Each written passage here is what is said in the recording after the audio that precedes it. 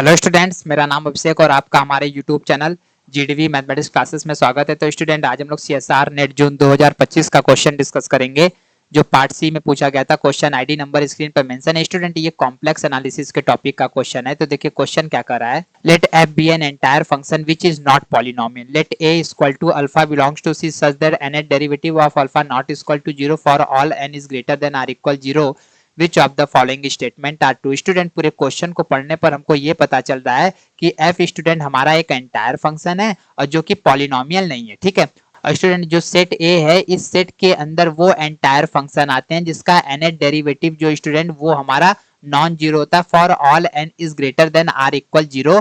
तो स्टूडेंट उस कंडीशन में जो यहाँ पर सेट ए है, इस सेट के लिए नीचे चारों ऑप्शन में से कौन कौन सा ऑप्शन करेक्ट होगा ये हमको चेक करके बताना है। स्टूडेंट, ये बहुत इजी क्वेश्चन पूछा गया था जिसमें स्टूडेंट बस हमको अपना बेसिक लॉजिक अप्लाई करके इस क्वेश्चन का सॉल्यूशन करना है। ठीक है, तो स्टूडेंट अब हम लोग सॉल्यूशन स्टार्ट करते हैं। देखिए स्टूडेंट, इसका सॉल्यूशन कैसे करेंगे। सॉल्यूशन, अब स्टूडेंट जो पहले गिवन है उसको लिख लिया जाता है। तो एफ स्टूडेंट ये हमारा जो है वो एंटायर फंक्शन है और साथ में स्टूडेंट वो एंटायर फंक्शन है जो कि पॉलिनोमियल नहीं है। तो इसका मतलब स्टूडेंट ये हो गया कि एफ जो होगा वो हमारा ट्रांसीडेंटल फंक्शन होगा।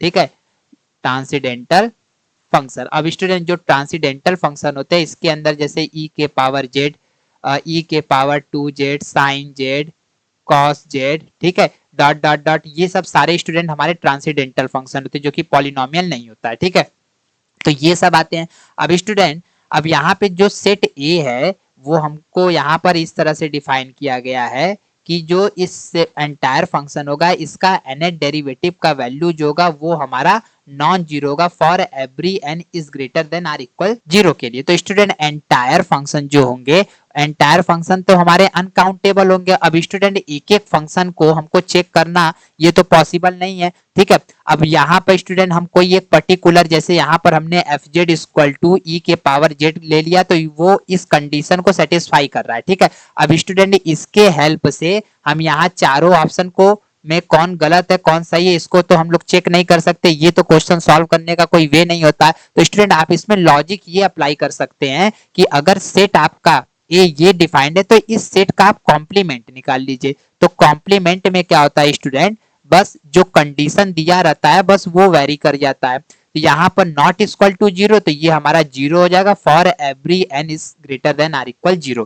तो स्टूडेंट जो सेट ए है इसका कॉम्प्लीमेंट ये हो गया। अब इसमें ये कहा जा रहा है कि alpha belongs to C such that n derivative of alpha equal to 0 for every n is greater than or equal 0। और जहां स्टूडेंट एफ आपका ट्रांसीडेंटल फंक्शन है, आपको पता है, तो अब स्टूडेंट अब इसमें से आप कोई भी ट्रांसीडेंटल फंक्शन यूज कर सकते हैं। तो यहां पर आप काउंटर ले लीजिए, take f of z equal to e के पावर जेड। और हमको पता है स्टूडेंट एक्सपोनेंशियल फंक्शन जो होता है ई के पावर जेड वो हमारा नॉट इक्वल टू 0 होता है for every z belongs to c के लिए। ठीक है, अब इसका डेरिवेटिव निकालिए तो डेरिवेटिव भी स्टूडेंट ई के पावर जेड होगा, ये भी नॉन जीरो होगा for every z belongs to c के लिए। डबल डेरिवेटिव निकाल कर देख लीजिए तो डबल डेरिवेटिव जो होगा स्टूडेंट ये भी हमारा नॉन जीरो होगा।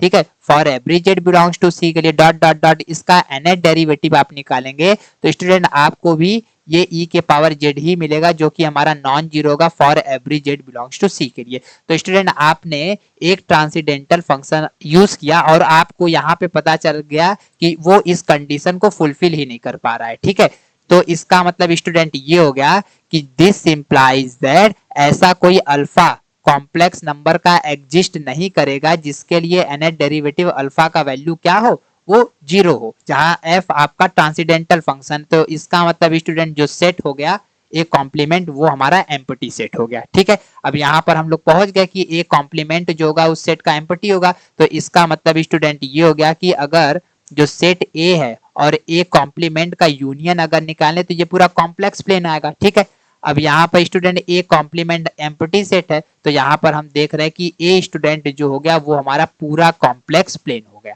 ठीक है, तो यहाँ पर दिस इंप्लाइज दैट कार्डिनलिटी की बात करेंगे तो कार्डिनलिटी ऑफ कॉम्प्लेक्स नंबर का ये कॉन्टिनम होता है।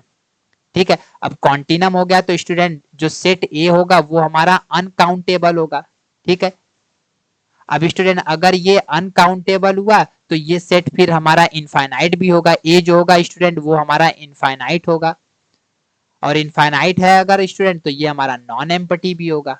ठीक है, तो स्टूडेंट हमको तीन चीज यहाँ पता चला कि जो सेट ए होगा वो हमारा अनकाउंटेबल होगा, इनफाइनाइट होगा और नॉन एम्पटी होगा। तो स्टूडेंट अब हम लोग ऑप्शन पर चलते हैं। तो देखिए स्टूडेंट, यहाँ पर A is non empty, A option correct हो जाएगा। ए इज फाइनाइट, बी गलत हो जाएगा। ए इज इनफाइनाइट, सी सही हो जाएगा। ए इज अनकाउंटेबल, डी सही हो जाएगा। तो स्टूडेंट इस क्वेश्चन का ए सी डी फिर हमारा क्या हो जाएगा, ये करेक्ट हो जाएगा। अगर स्टूडेंट आपको हमारे वीडियो का सॉल्यूशन अच्छा लगा तो प्लीज आप अपने दोस्तों को शेयर करिएगा। अगर स्टूडेंट आप हमारे व्हाट्सएप चैनल या टेलीग्राम चैनल से ज्वाइन होना चाहते हैं तो चैनल के डिस्क्रिप्शन में हमने लिंक दे दिया, आप वहां से ज्वाइन हो सकते हैं। Thank you student for watching my video.